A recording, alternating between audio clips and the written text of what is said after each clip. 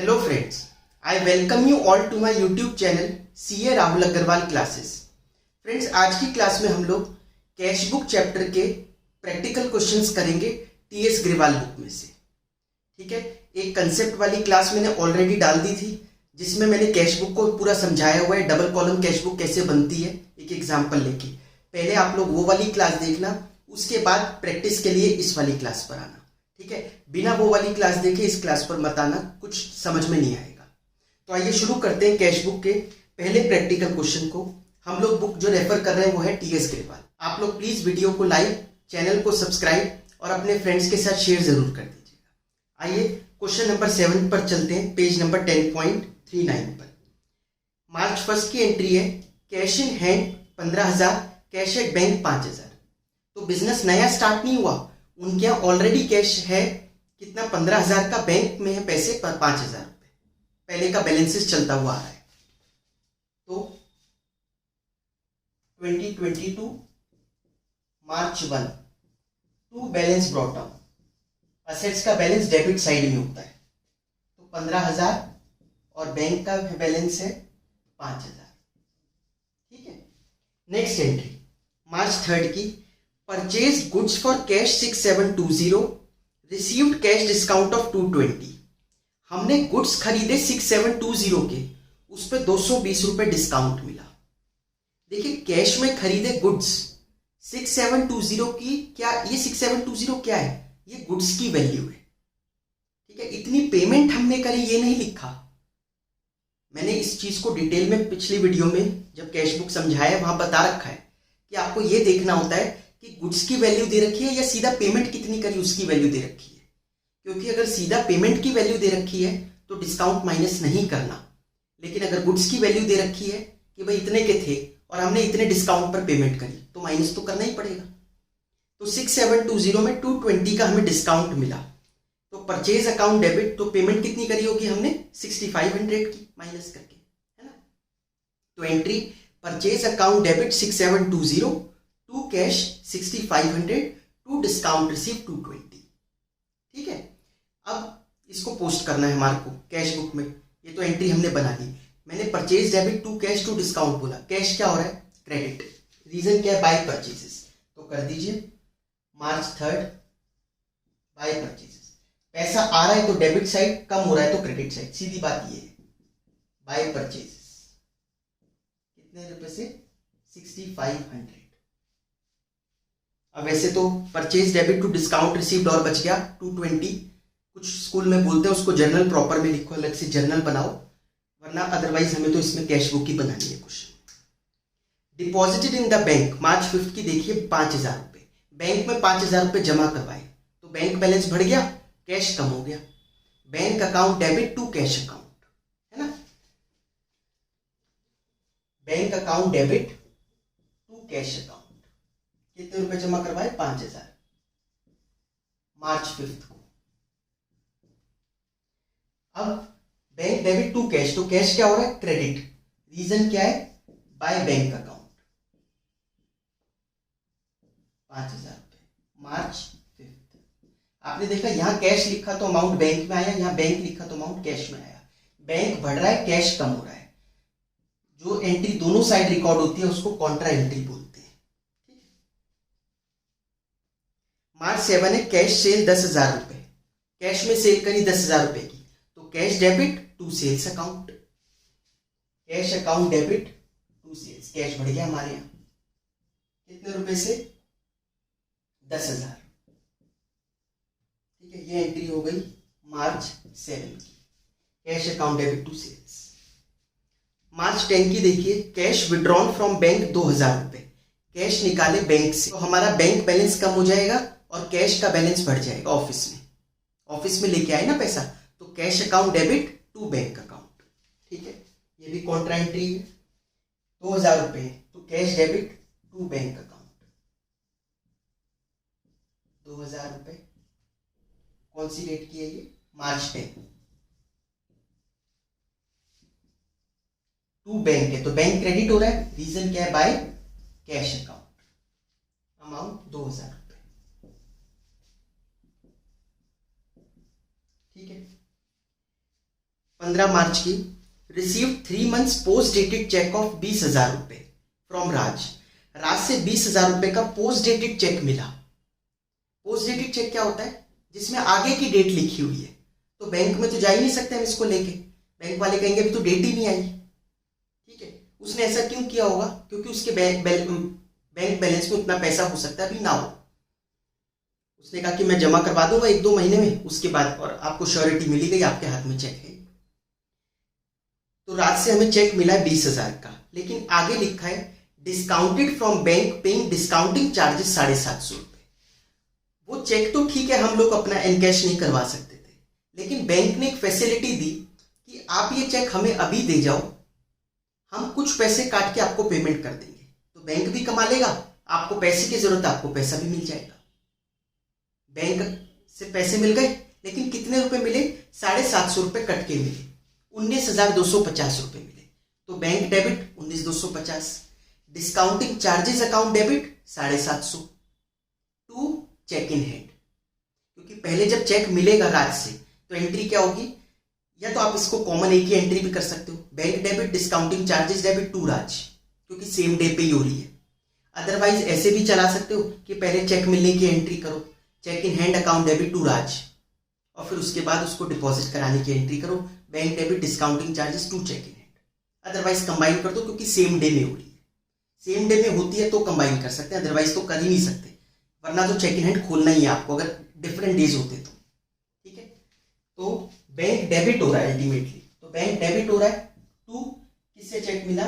राज से, 19,250 रुपए। डेट क्या है? मार्च 15। ठीक है, 18 मार्च का देखिए, receive cheque from Deepak for 5,000 not banked, bank में जमा नहीं करवाया, अलाउड डिस्काउंट 200 रुपए। अब ठीक है, डिस्काउंट अलाउ किया और चेक मिला, तो cheque in hand account debit discount allowed account debit to Deepak. ठीक है, क्या इसमें हमें डिस्काउंट माइनस करना पड़ेगा 5,000 में से 200 रुपए? नहीं करना, क्योंकि ये सीधा चेक का अमाउंट दे रखा है, इतने का चेक मिला। गुड्स की वैल्यू नहीं है 5,000, चेक की वैल्यू 5,000 है।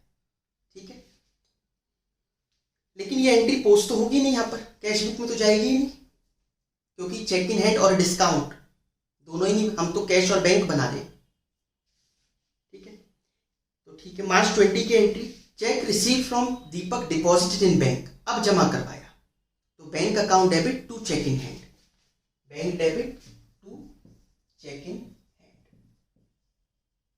कितने का चेक था वो? 5,000 रुपए का, और डेट है मार्च 20।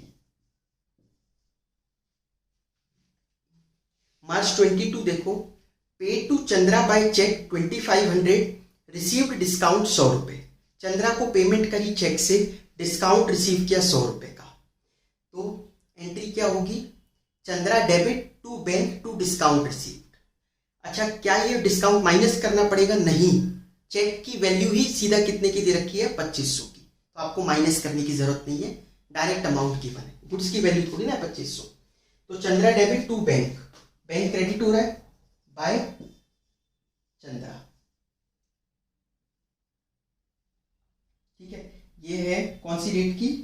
मार्च 22, 2,500 रुपए। समझ में आ गया? मार्च 10 में मैंने यहाँ सी लगा, कॉन्ट्राइंटिटी। नेक्स्ट देखिए, March 25, withdrew from bank for personal use. Personal use के लिए पैसे निकाले 1,000 रुपए बैंक से, तो drawings account debit to bank account, bank कम हो गया ना हमारा, तो बाय ड्रॉइंग्स। कितने रुपए निकाले? 1,000 रुपए।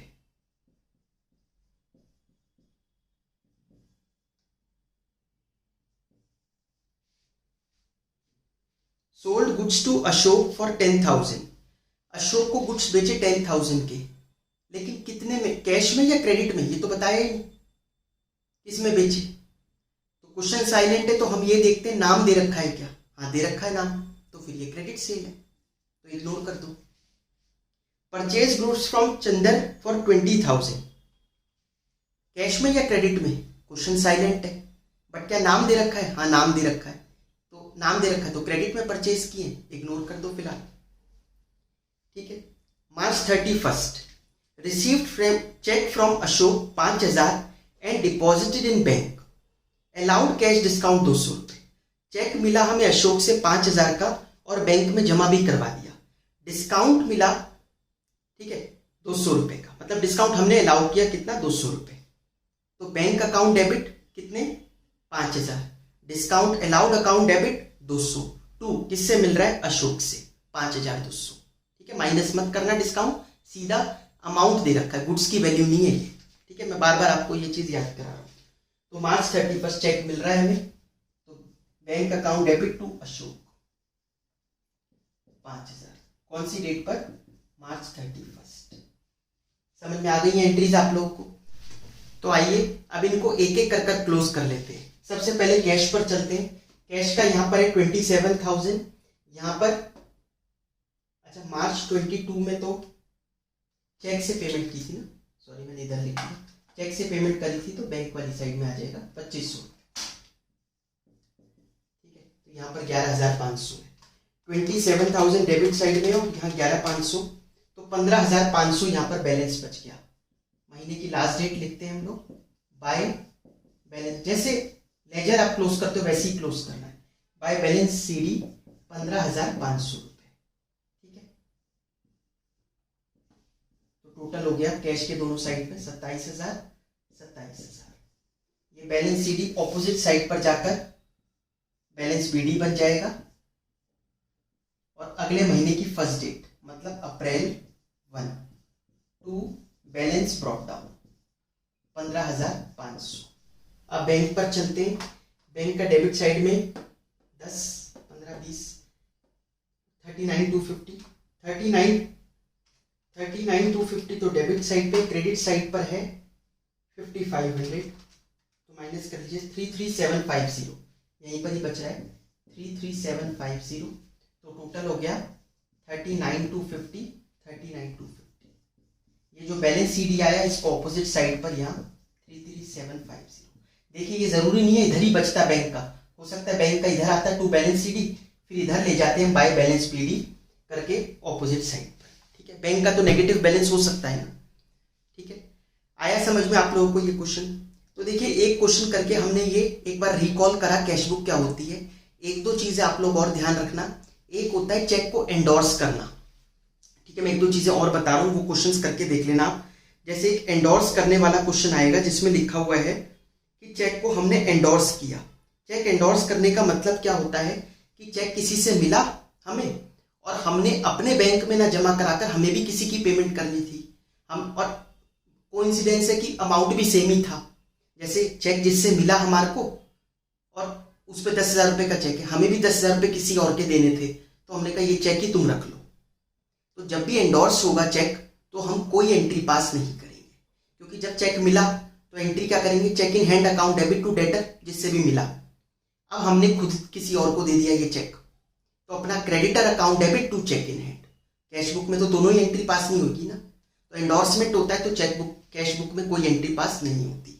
दूसरी चीज आती है जब वो कहता है इतने पैसे छोड़ के बाकी सब पैसे जमा करवा दो बैंक में।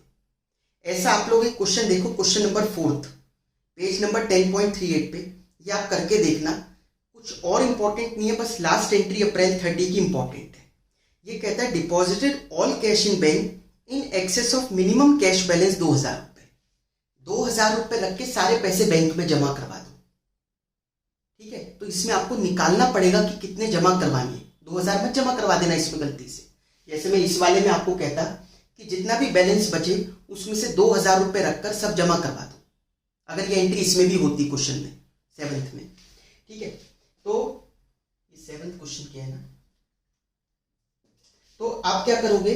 This side minus this side एक बार वर्किंग नोट में करके देखोगे।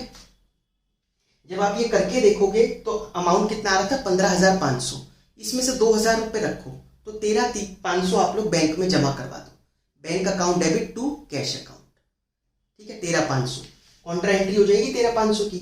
अब लास्ट में बैलेंस सीडी कैश में एग्जैक्टली कितना बचेगा? 2,000, क्योंकि आपने खुद ही 15,500 में से 13,500 जमा करवा दिए तो 2,000 ही बचेगा। ठीक है, ये इंपॉर्टेंट है, अगर आ जाए पेपर में लास्ट में ये लिख कर दे दे कि जितना भी पैसा है उसमें से इतना रखकर सब जमा करवा दो बैंक में, तो पहले आपको this side minus this side कर कर निकालना पड़ेगा वर्किंग नोट में कि एग्जैक्टली बैलेंस है कितना, फिर माइनस करके जितना मिनिमम रखना है सब जमा करवा दो बैंक में। समझ में आई बात? एक ये चीज इंपॉर्टेंट, एक एंडोर्समेंट वाली। तीसरी क्या होता है, कई बार ना किसी का चेक अगर डिसऑनर हो जाता है, ठीक है, जब भी हमारा किसी का चेक डिसऑनर होगा तो एंट्री रिवर्स कर दो, ठीक है। और डिसऑनर पर अगर हमें किसी का चेक मिला था, ठीक है, वो चेक डिसऑनर हुआ और बैंक वालों ने कुछ चार्जेस काटे, जैसे कि मोहन था हमारा एक डेटर, उससे हमें 10,000 रुपये लेने थे, वो हमें चेक दे दिया और वो चेक हमने बैंक में जमा करवा दिया। क्या एंट्री होगी? Bank account debit to Mohan account 10,000, ठीक है, ये एंट्री होगी। अब ये चेक हो जाता है डिसऑनर और बैंक वाले आपके पैसे काटते हैं 100 रुपये इस चीज के, ठीक है, पेनल्टी काटी बाउंसिंग चार्जेस की, 100 रुपये कट गए। क्या करें हम एंट्रीज की? देखिए, आपके अकाउंट से आपको एंट्री उल्टी करनी होती है जब भी डिसऑनर होता है। आपने पहले बैंक टू मोहन किया तो मोहन टू बैंक कर दो, मोहन डेबिट टू बैंक, ये करेंगे हम एंट्री। लेकिन आपको पता है ये कितने से करेंगे? 10,000 से तो करते ही, लेकिन 100 रुपये और कट गए। क्या ये 100 रुपये हमें बियर करने चाहिए, मोहन को बियर करने चाहिए? मोहन को, ये मोहन की वजह से हुआ है। तो ऐसे केस में हम क्या करेंगे? 10,100, 10,100 रुपये हमारे बैंक से पूरे 10,100 रुपये कम होंगे, क्योंकि 10,000 तो पहले जो ऐड किए थे आपने, डेबिट किए थे, वो तो होना ही है। 100 रुपये आपके अकाउंट से बैंक ने काट लिए, तो 10,100 रुपये से बैंक कम करा, हमने किस पर डाल दिया? पूरा मोहन पर, कि 10,100 रुपये आप देना। एक तो चेक के 10,000 देने ही है क्योंकि वो चेक तो बेकार निकला, 100 रुपये और देना। समझ में आई बात? तो ये बाउंसिंग चार्जेस जो होते हैं उसके पैसे भी हम अपने डेटर से ही लेते हैं। हाँ, लेकिन अगर हमारा ही चेक होता, हमने ही किसी क्रेडिटर को दिया और वो चेक बाउंस हो जाए तो बात और है। समझ में आई बात? इसमें कुछ एंट्रीज बिल्स ऑफ एक्सचेंज की भी दे रखी है बीच बीच में, तो वो तो जब आप बिल्स ऑफ एक्सचेंज चैप्टर पढ़ोगे तब समझ में आएगा। तो आप लोग एक तो क्वेश्चन नंबर 4 और एक क्वेश्चन नंबर 7 हमने किया है वो, और एक क्वेश्चन नंबर 11, ये 3 चीजें आप करके देख लेना, इतना सफिशिएंट है, ठीक है। बाकी चीजें हम लोग फिर नेक्स्ट क्लास में करते हैं। प्लीज फ्रेंड्स, वीडियो को लाइक, चैनल को सब्सक्राइब और अपने फ्रेंड्स के साथ शेयर जरूर कर दीजिएगा। Thank you so much.